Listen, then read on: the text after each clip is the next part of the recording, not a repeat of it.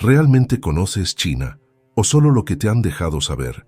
Detrás de los muros de la Gran Muralla y los símbolos dorados del dragón, existe una historia que no solo fue hecha de emperadores y conquistas, sino de sangre, revueltas, humillaciones y renacimientos silenciosos.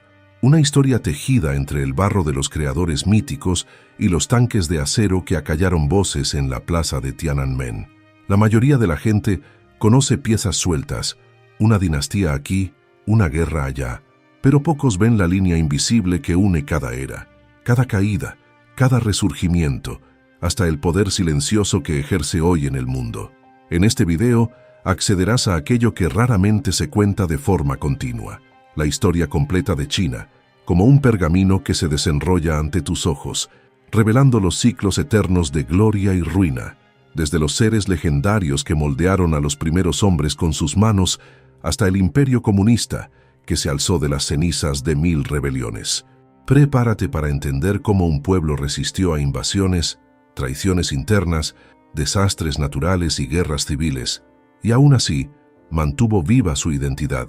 Si eres de los que no se conforman con versiones superficiales de la historia, quédate, porque lo que estás a punto de descubrir no es solo sobre un país, es sobre cómo se moldean las civilizaciones, cómo el poder cambia de rostro y cómo ciertas verdades continúan escondidas a la sombra de los palacios. ¿Estás listo para ver a China como nunca antes la has visto? Entonces, ajústate el cinturón.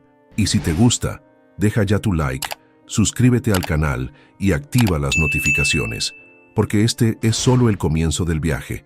Dicen que, antes incluso de que surgieran las murallas o estallaran las guerras, China nació de las manos de dos seres mitad humanos, mitad dragones.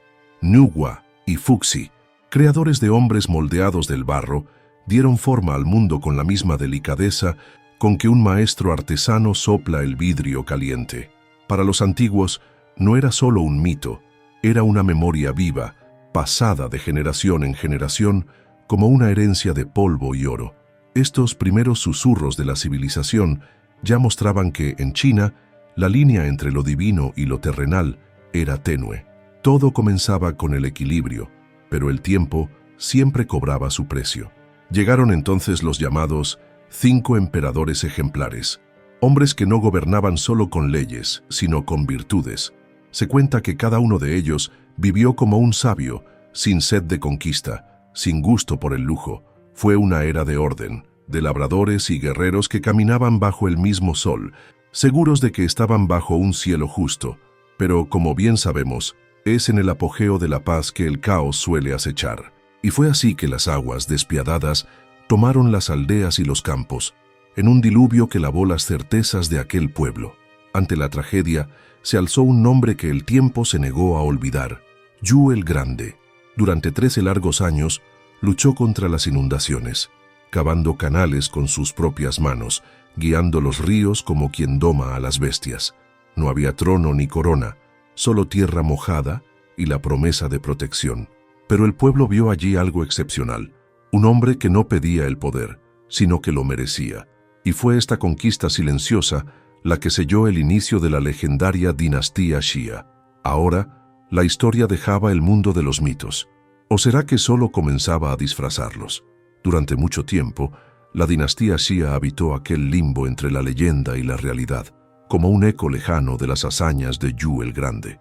Algunos dudan de su existencia, otros juran que sus rastros aún duermen bajo la tierra, pero la historia, esa señora exigente, cobra pruebas, y fue solo con la dinastía Shang que los registros comenzaron a hablar más alto que los mitos. Huesos oraculares, inscripciones en bronce, tumbas magníficas. Todo indicaba que ahora teníamos nombres, fechas, decisiones. La niebla se disipaba, pero con ella venían también nuevas sombras. Los Shang dominaron con firmeza, mezclando rituales y guerras como dos caras de la misma moneda. Sus reyes dialogaban con los ancestros y comandaban ejércitos, mientras los campos florecían bajo la atenta mirada de los dioses. Pero la estabilidad era solo una fachada. Allá en el oeste, una nueva fuerza crecía. Los Zhou, ambiciosos y estrategas, supieron esperar el momento adecuado para atacar. Con un golpe bien orquestado, derrocaron a los Shang y asumieron el trono. Y fue ahí que la historia dejó de ser hecha solo por reyes y comenzó a ser moldeada por intereses fragmentados. Al crear un sistema feudal, los Zhou quizás sembraron su propia ruina.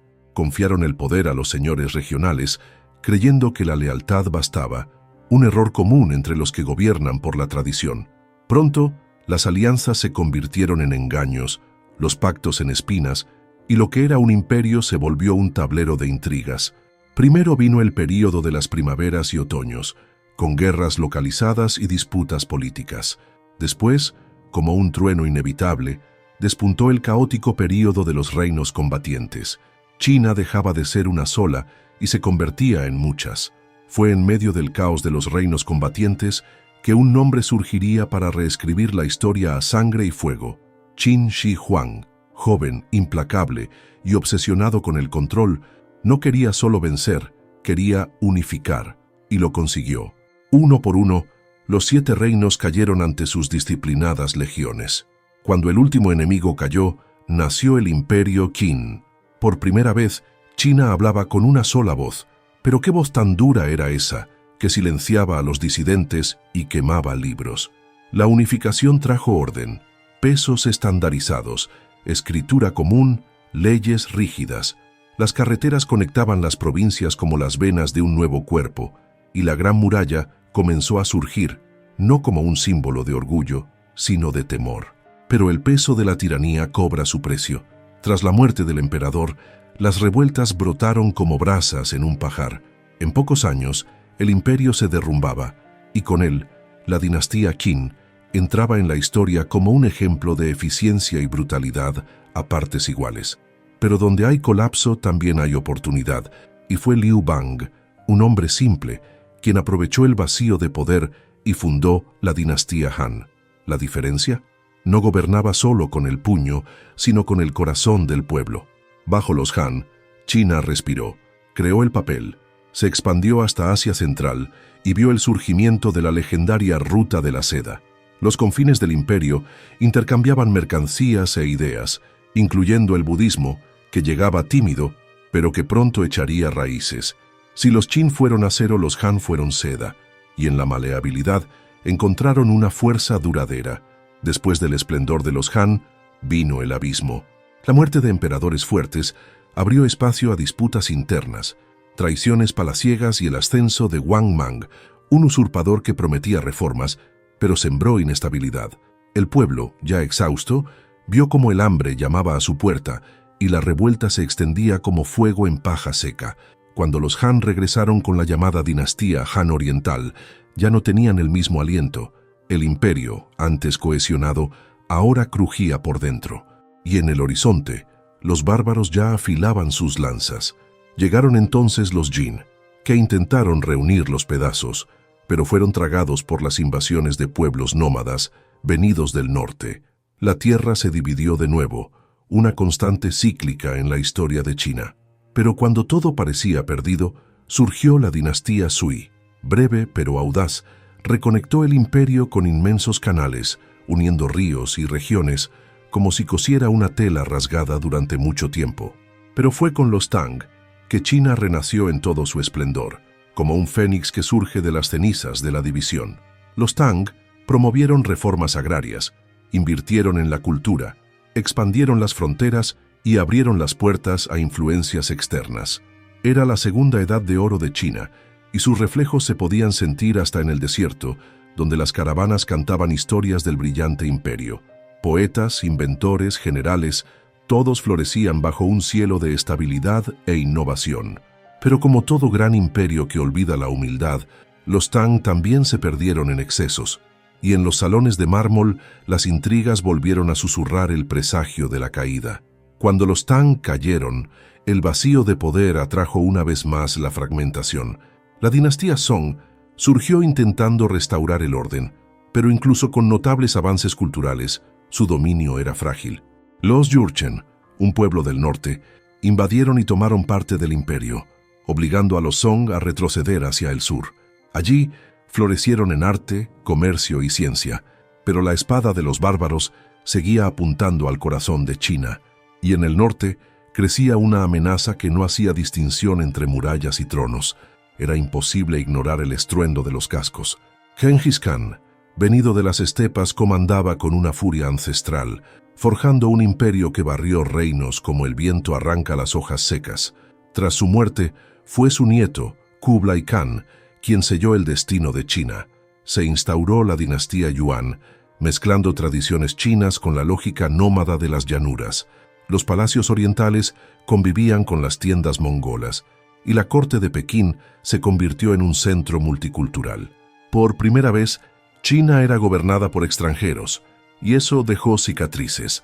La administración mongola trajo eficiencia, pero también desconfianza y desigualdad. La moneda se inflaba, las cosechas fallaban, y el pueblo murmuraba en callejones y mercados. Como tantas veces antes, cuando la dinastía perdía el mandato del cielo, la rebelión se volvía inevitable. Así nació el levantamiento que daría origen a la dinastía Ming, no de nobles, sino de campesinos. Un nuevo ciclo estaba a punto de comenzar, y China, una vez más, se reinventaría sobre las cenizas de la invasión. La dinastía Ming llegó como una ráfaga de orgullo nacional, fruto de la victoria popular contra los mongoles. Sus emperadores erigieron palacios monumentales, ampliaron la Gran Muralla y cultivaron una identidad que rechazaba la influencia extranjera. Pekín, con su ciudad prohibida, se convirtió en el corazón de un imperio que prefería mirar hacia adentro. Pero en medio de tanta fuerza, también había miedo. Miedo de que el contacto con el exterior trajera el caos, como en los tiempos de la invasión. La política de aislamiento cortó muchas rutas comerciales, justo cuando el mundo comenzaba a interconectarse. Los barcos de Shenge, que llegaron a explorar mares lejanos, fueron arrinconados como si el imperio quisiera esconder su propio potencial. Mientras tanto, internamente, la administración Ming enfrentaba corrupción, revueltas campesinas y desastres naturales. Como en otras eras, las señales del declive surgían silenciosas, como grietas en un jarrón de porcelana. Fue en este escenario que los manchúes aprovecharon la debilidad para instaurar la dinastía Qing, la última en reinar en China. Al principio, hubo estabilidad y expansión, pero la negativa a modernizarse frente al avance de las potencias occidentales costaría caro. Llegaron las guerras del opio, la humillación frente a las fuerzas extranjeras, las rebeliones internas como la de Taiping y, finalmente, la devastadora rebelión de los Boxers. En 1912, el imperio milenario se derrumbó, dejando a China ante un futuro incierto. Con la caída de la dinastía Qing, el trono se convirtió en polvo, pero el vacío de poder pronto fue llenado por una ambición desenfrenada. China se sumergió en un período caótico, conocido como la era de los señores de la guerra.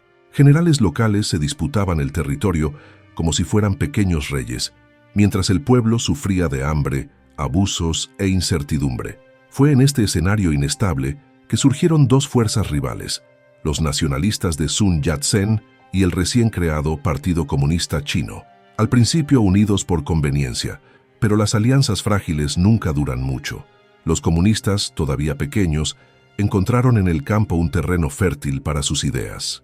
Mao Zedong, con su agudo olfato político, vio en los campesinos el motor de la revolución, pero los nacionalistas no dudaron en perseguirlos, forzándolos a retroceder. Fue entonces cuando ocurrió la Larga Marcha, un éxodo de 9.000 kilómetros, cruzando montañas y ríos, con pérdidas inmensas, pero también con ganancias simbólicas. Los sobrevivientes no eran solo soldados, eran leyendas vivas, forjadas por la resistencia y la convicción. Mientras tanto, Japón miraba a China con ojos de conquista. En 1937, inició una invasión brutal, forzando una tregua temporal entre comunistas y nacionalistas. La guerra contra el enemigo externo se mezclaba con la disputa por el poder interno. Las ciudades fueron devastadas, las aldeas quemadas, y el pueblo, una vez más, fue el peón de una partida cruel. Pero en medio de los escombros, la reputación de los comunistas crecía. Al fin y al cabo, eran ellos quienes estaban en las trincheras con el pueblo. Y eso, en tiempos de dolor, marcaba toda la diferencia. La ocupación japonesa fue una herida abierta en la memoria china. Entre los episodios más crueles, ninguno sangró tanto como la masacre de Nankín. Más de 300.000 vidas fueron cegadas en pocas semanas. Civiles, mujeres, niños. La ciudad, tomada por la barbarie, se convirtió en un símbolo del horror. E incluso en medio de la guerra, el mundo apartó la mirada. Pero el pueblo chino, curtido por siglos de humillación, no olvidó ni perdonó. Tras el fin de la Segunda Guerra Mundial, cuando los invasores se retiraron, los antiguos rivales volvieron a la carga. Comunistas y nacionalistas reanudaron la guerra civil con una furia renovada, cada bando queriendo heredar los escombros del imperio caído. Pero el juego había cambiado. Mientras los nacionalistas sufrían de deserciones, corrupción y mala gestión, los comunistas, organizados y apoyados por las masas rurales, ganaban terreno.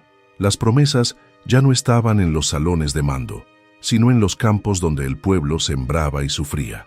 En 1949, la balanza finalmente se rompió. Los comunistas triunfaron y los nacionalistas huyeron a Taiwán, llevándose consigo la bandera de una China que ya no existía. En el continente, el nuevo régimen alzó sus banderas rojas, prometiendo una era de igualdad y reconstrucción. Pero como la historia ya había enseñado tantas veces, prometer es fácil, cumplir no tanto, y lo que vendría a continuación pondría al país frente a sus mayores fantasmas. Mao Zedong no solo asumió el poder, moldeó el imaginario de una nueva China. En 1949, al declarar la fundación de la República Popular, prometió liberar al pueblo del hambre, de la ignorancia y de la sumisión. Pero el camino elegido fue arduo y a menudo cruel. El llamado Gran Salto Adelante intentó forzar la industrialización y la colectivización rural, pero cosechó un desastre. El hambre se extendió como una plaga, cegando decenas de millones de vidas en el silencio de las aldeas olvidadas. Aún así, Mao siguió adelante, doblando la apuesta con la revolución cultural. Miles de años de tradiciones, libros, maestros y templos fueron etiquetados como enemigos del progreso. Jóvenes de la Guardia Roja perseguían a sus propios profesores y el país se convirtió en el escenario de una especie de guerra civil cultural. Las heridas abiertas no eran solo políticas, eran espirituales, y aunque los enemigos internos fueran barridos, quedaba la pregunta que nadie se atrevía a hacer. ¿A qué costo? Externamente, Mao buscaba alianzas, primero con la Unión Soviética, después con otros países comunistas. China se involucró directa o indirectamente en conflictos como la Guerra de Corea y la de Vietnam, pero la relación con Moscú se agrió, revelando que ni los hermanos ideológicos escapan a la disputa por la influencia. Cuando Mao murió, dejó un país exhausto, dividido entre el culto a su figura y la urgencia del cambio, y entre las líneas del luto ya se dibujaba un nuevo ciclo, el de la modernización. Con la muerte de Mao, China respiró, todavía temblorosa, pero sedienta de renovación.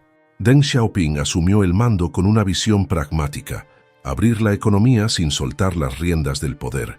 Surgieron zonas económicas especiales, se multiplicaron las fábricas y el campo comenzó a migrar en masa a las ciudades. El crecimiento era real, pero desigual, y mientras las cifras subían, muchos se preguntaban, ¿dónde quedaba el pueblo en esta ecuación? Las tensiones internas estallaron en 1989 en la plaza de Tiananmen.